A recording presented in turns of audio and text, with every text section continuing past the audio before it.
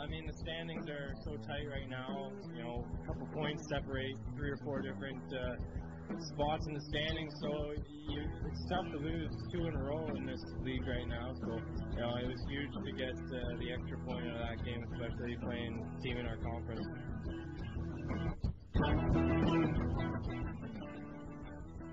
That was Ravens captain Brad Good on the importance of stealing at least 1 win on 2 tough road games in Quebec. Welcome to Ravens Hockey Live. We've got a big show for you today. It's our first ever hour show, so you get to hear more of myself, Eric Balnar, Mitch Goldenberg, and Jeff Krever as always. We've got lots planned for you today. Mitch sat down with Ravens superscorer Brandon McLean to talk about his upcoming experiences with the University Olympic team.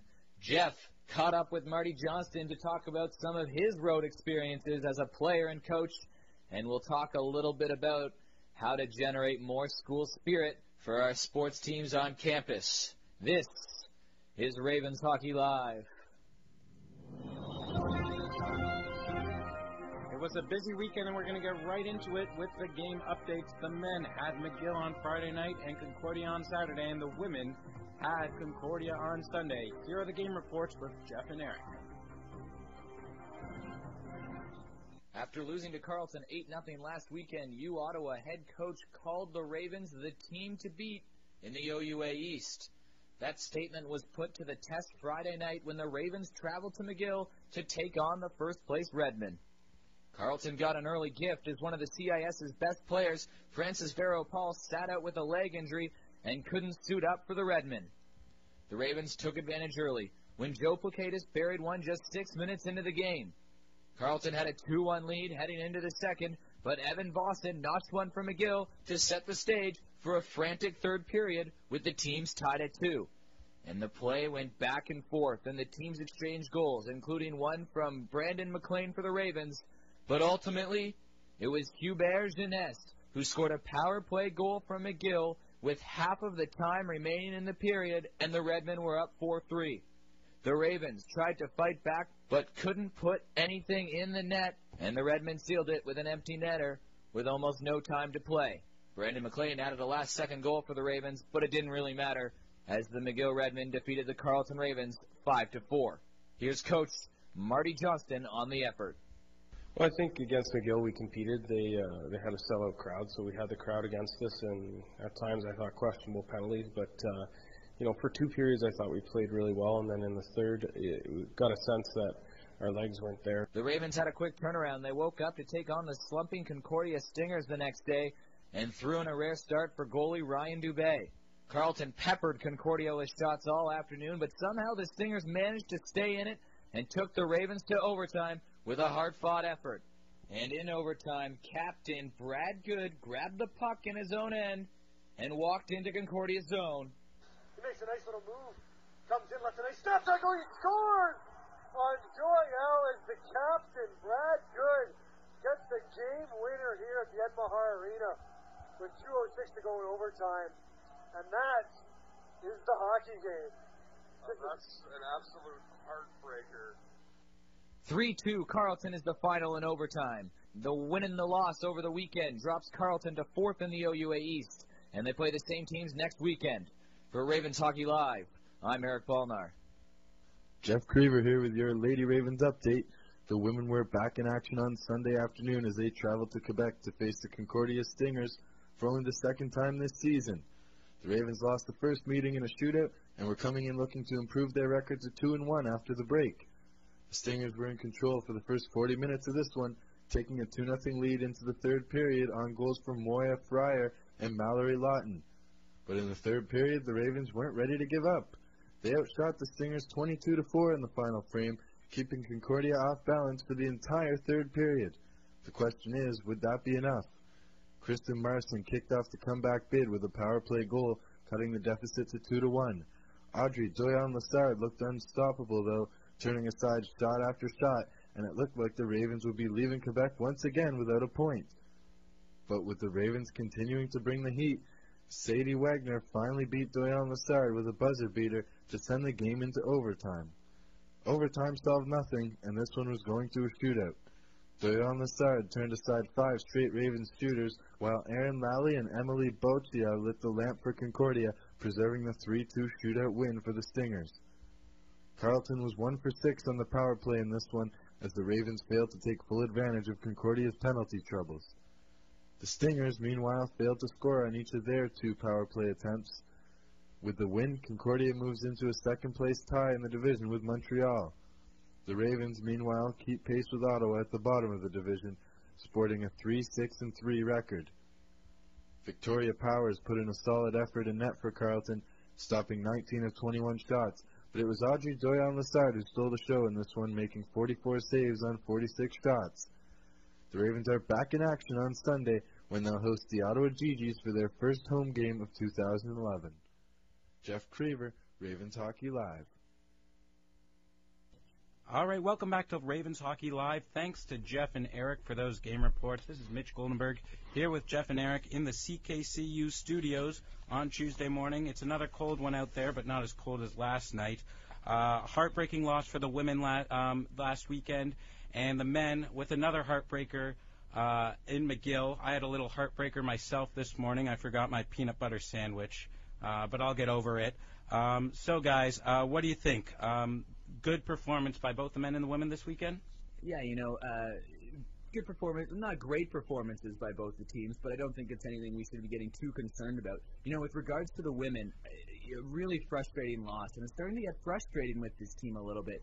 All season long, they've been in games. It's not like this team is getting killed. I mean, other than a couple 6-1 losses to McGill, which happens because it's McGill, I mean, this team isn't getting killed. They've been playing some pretty good hockey, and just another heartbreaker last night. And you saw how they played in the third period. I mean, they just absolutely outpowered, outworked, out everything, dominated Concordia. They just ran into a hot goalie. And Audrey Doyon-Lassard, she has stolen a couple games for the Stingers as of late.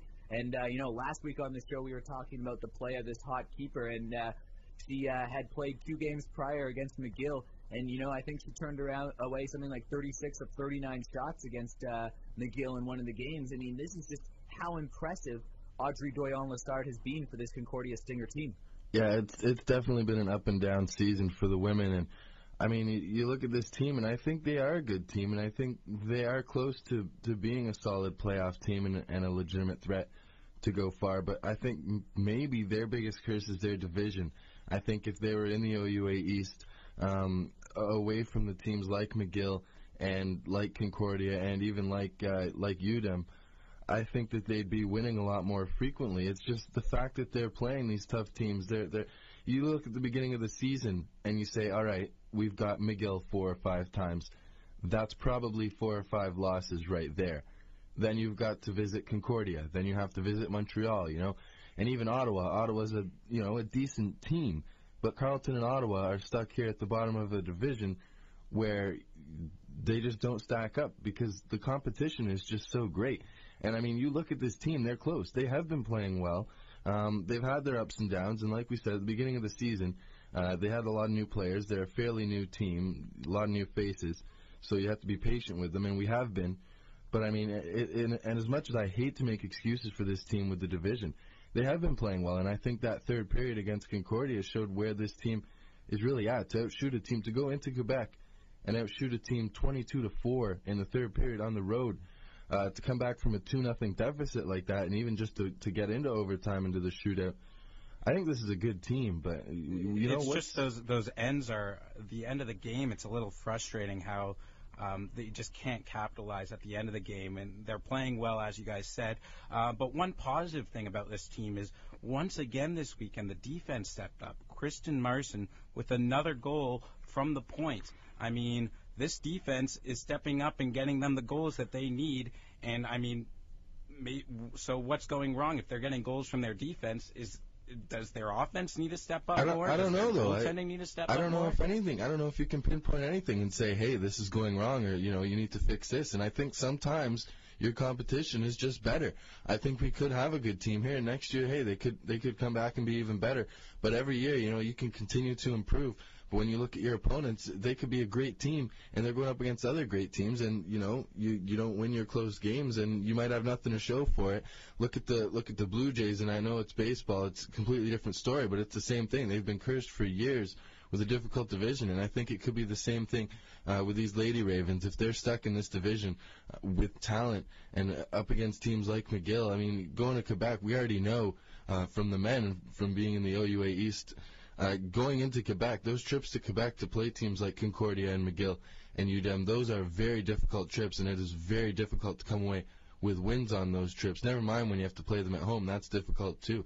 So, as good as they get in the future, I think this is going to be their biggest curse, playing in this division. Yeah, but and I don't even know if this division is all that tough if you look around. I mean, you've got out west, you've got some great players. You got the Alberta Pandas out there who have Haley Wickenheiser, stealing the show. You've got St. FX in the Atlantic Conference, and they've got a lot of good teams out there. They've got Moncton, they've got Provost out there, who just actually set the all-time goal-scoring mark.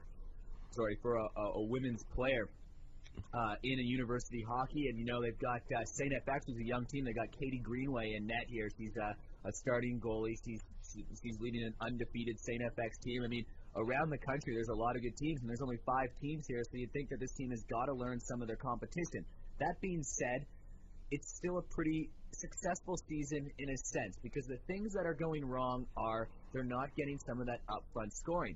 But again, that being said, the players that are scoring for them have been the Sadie Wagners, have been the Veronica Auger's. Olivia Sutter's put in a couple of them. Kelsey Vanderveen has put a couple in them. All of these are first and second year players. And what are you supposed to expect from an 18 or 19-year-old girl who's going up against these women from McGill who have Olympic experience?